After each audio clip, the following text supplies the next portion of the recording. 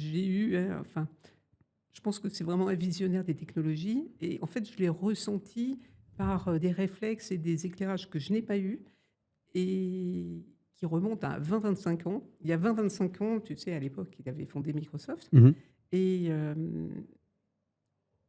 il y a eu l'arrivée des premiers Apple et les premiers Apple, c'était magnifique pour quiconque, Mmh. voulait se servir, d'un ordinateur. C'est-à-dire qu'on avait des Apple au bureau, on pouvait avoir Word, Excel, formidable et lui, il disait: «Tout le monde aura son Mmh. ordinateur personnel chez lui» et donc là, moi, je me suis dit: «Mais qu'est-ce que je vais faire avec un ordinateur personnel chez moi?» Mmh.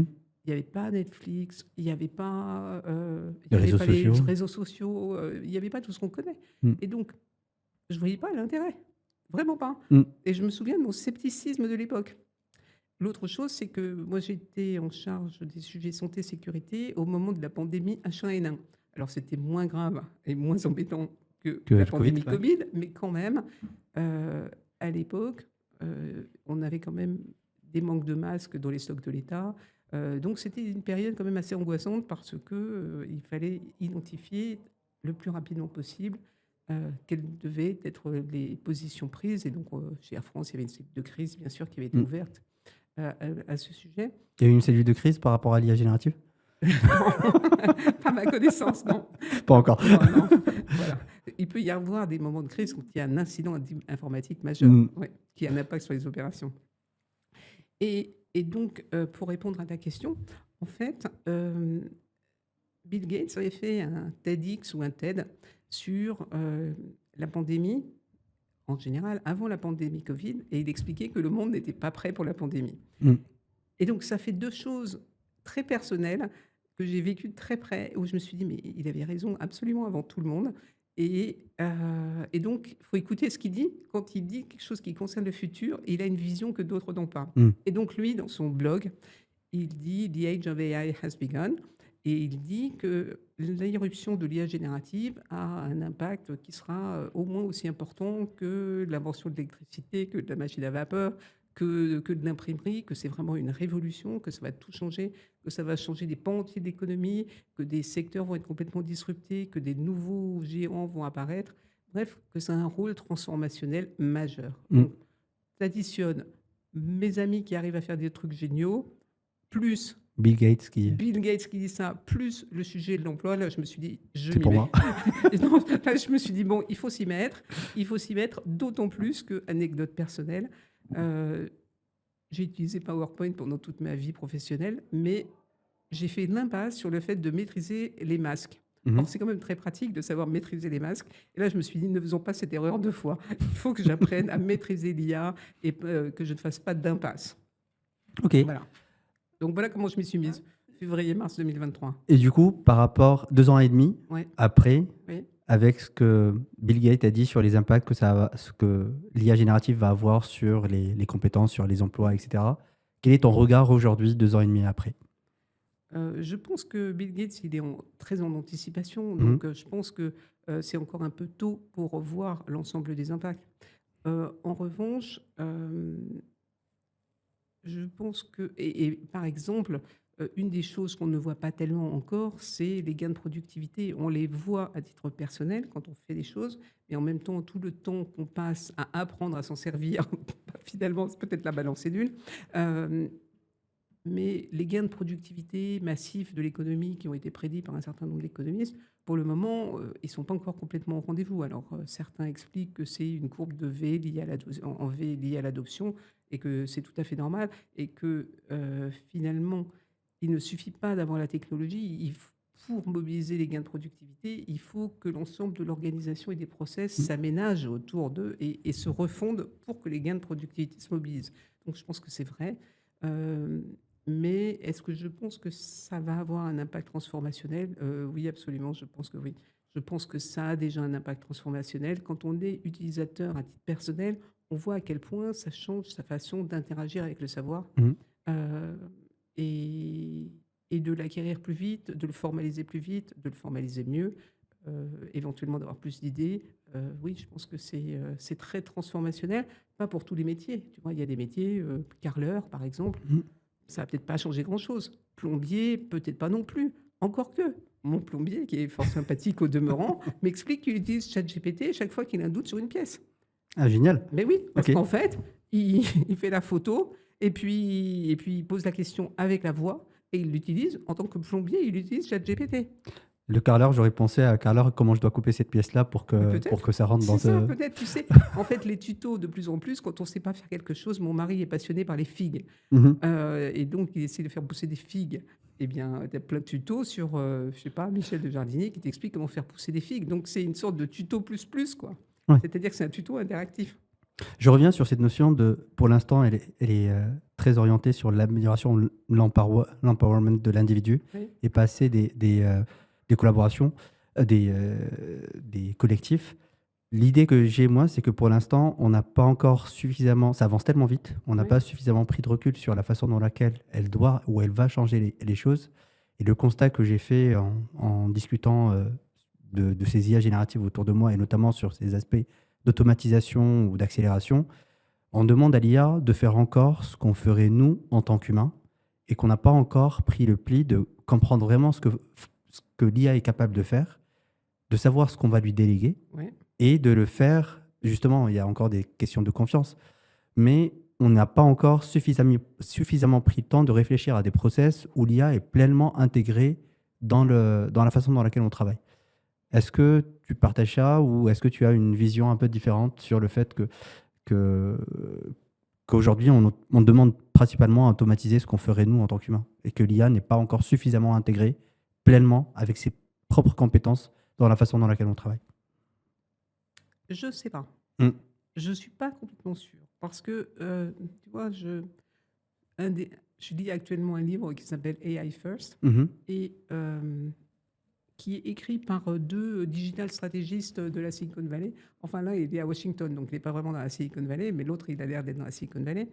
Euh, un des deux a été conseiller de Satya Nadella, pas exactement sur quoi, et l'autre était le Chief Technology Officer de Starbucks, où il a monté le programme de fidélité et toutes les apps de Starbucks. Et semble-t-il, il y a plus de la moitié des clients de Starbucks qui utilisent le système de fidélité de Mm. Starbucks. Et eux, ils ont eu des entretiens avec des personnes dans la Silicon Valley et ils racontent comment eux, ils utilisent l'IA. Et je dois dire que c'est assez fascinant parce qu'ils sont chacun à distance Mhm. et donc ils se parlent plusieurs fois par jour. Donc déjà, ils captent toutes leurs conversations, qu'ils mettent dans, je ne sais pas si c'est ChatGPT ou une autre IA. Et réellement, ils utilisent l'IA comme une personne sachante, en fait, Mhm. comme une tierce personne et ils challenge, ils utilisent pour euh, tester leurs idées. En fait, comme s'il y avait une autre personne dotée d'intelligence qui contribuait avec un peu ce savoir infini qu'il a pu emmagasiner. Donc, moi, je trouve que c'est une façon différente d'utiliser l'IA parce que c'est pas quelque chose qu'ils auraient fait eux naturellement. Et, et je pense que quand on commence à utiliser de plus en plus l'IA avec la voix, on commence à l'utiliser différemment. Moi, pendant des années, au début, je l'ai utilisé unique. Je tape très vite. Ok, Mhm. j'ai appris à taper. Je sais pas, pour ma mère, c'est important. Donc, je sais taper vite. Euh, et donc, j'utilisais en texte. Et récemment, je me suis rendu compte qu'il fallait que je change. J'ai commencé à l'utiliser avec la voix. Et du coup, je pense que ça amène à l'utiliser autrement. Parce que bah, c'est comme si tu discutais avec une personne. Mhm. Et tu fais des choses que tu n'aurais pas fait autrement, je pense. Ok. Ouais. Comment tu verrais ça dans les Parce que tu vois, entreprises? si je fais le Ouais. lien avec les principaux usages tels qu'ils ont été identifiés par la Harvard Business Review, Mhm. qui a fait un article en mars dernier sur les principaux usages. Et donc, tu t'attendais, enfin moi je m'attendais à ce qu'on dise c'est pour coder. Et la surprise a été de voir qu'un tiers des gens l'utilisaient un peu comme un compagnon ou comme un peu de la thérapie. Et une bonne partie aussi pour de la créativité. Mhm. Donc, beaucoup de compétences humaines utilisées avec une machine. Et c'est pas ce qu'on pensait, en fait. Ça, de toute façon, je l'ai toujours dit, un outil technologique n'est jamais utilisé comme il a été conçu et Oui, que l'être humain est extrêmement créatif dans la façon dans laquelle il peut ouais, s'accaparer ces sujets-là et ouais. les exploiter. Et tu vois, c'est vrai qu'on l'utilise pour faire des choses qu'on aurait pu faire, mais on n'aurait jamais pu les faire à cette vitesse, Mmh. ni avec ce niveau de qualité. Là, il y a 2 jours, j'ai voulu creuser un sujet. Je dis: «Bon, je veux creuser un sujet, je voudrais faire un document d'une vingtaine de pages un peu approfondi sur ce sujet». Il a fallu, 5 heures à peu près de moulinage pour que j'obtienne un rapport qui a croisé 197 sources. Moi, j'ai pas la capacité de Capacité. croiser 197 Mmh. sources, en 4 heures, c'est impossible. Mais du coup, avec ce type de compétences, Mmh. comment tu vois l'évolution de la formation, de l'éducation, ce rapport au savoir? Tu as dit que tu as beaucoup travaillé sur ces aspects learning au sein Ouais. des entreprises. Comment on devrait faire évoluer ce nouveau paradigme de la relation homme-machine, ou plutôt le nouveau paradigme de l'apprentissage dans cette nouvelle logique, nouveau paradigme de relation homme-machine? Moi, ce que je pense, c'est que, heu, on a eu, tout le digital learning asynchrone. Mmh. Le digital learning asynchrone, au bout d'un certain temps, ça lasse parce que, les e-learning, tu vois, les gens, ils saturent sur les e-learning. Donc, on peut en avoir, mais, il faut doser, d'accord? Donc moi, je pense que dans les modalités pédagogiques, l'IA fait éruption comme une nouvelle modalité pédagogique, mais on a plein de modalités pédagogiques différentes en même temps. On a, l'apprentissage en situation de travail, on a la FEST, on a l'apprentissage dans les classrooms. La FEST, juste pour, Le travail, en fait, le fait d'apprendre, par compagnonnage un peu structuré, mmh. c'est, je dirais, c'est la forme moderne du compagnonnage. OK. Et et donc, je pense que l'IA a fait éruption comme une nouvelle modalité, mais une modalité interactive, et l'interaction, c'est ce qui permet, ce qu'on appelle l'ancrage, c'est-à-dire la mémorisation. Mmh. Et du fait qu'on arrive à faire de bonnes interactions, je pense que ça a un potentiel extrêmement fort pour, permettre d'apprendre, vite. Moi, j'avais été, fascinée de voir, la vidéo de démo faite par, Salman Khan, qui était le Mmh. créateur de la, je sais pas, tu as vu Khan cette Academy vidéo de avec la son Khan enfant, oui. Academy avec son fils, Mmh. qui se débattait vraiment terriblement avec la trigonométrie de base. Mais bon, il a paramétré l'IA, avec la voix, en lui disant vraiment d'être un coach et de ne pas faire à la place de son fils, et de manière très encourageante, alors qu'il se trompait quand même pas mal, il l'a aidé à comprendre la différence, entre, différentes notions de trigonométrie. Donc ça, je pense que cet assistant personnalisé, quand ils sont bien paramétrés, parce qu'il faut qu'ils soient bien paramétrés pour que ce soit efficace, ça marchera très bien. Une personne de Microsoft, qui est la directrice de formation, France, me disait qu'ils ont déployé un produit qui s'appelle Second Nature, Mmh. qui est des conversations simulées, et que ça marche extrêmement bien. On a déjà plusieurs expériences de produits d'entraînement, en fait, pour des conversations de vente, tu vois? Ou des choses comme ça. Et moi, il y a une expérience, qui m'interpelle, c'est, l'expérience, d'une. Merci d'avoir regardé ou écouté ce podcast jusqu'au bout. Je compte sur vous pour liker, partager ou commenter, nous dire ce que vous avez aimé, ce qu'on pourrait améliorer, en parler un maximum autour de vous et surtout, posez vos questions. J'aurai un immense plaisir à y répondre. Je suis toujours Mohamed, vous êtes sur Humain et je vous dis à très bientôt pour un nouvel épisode.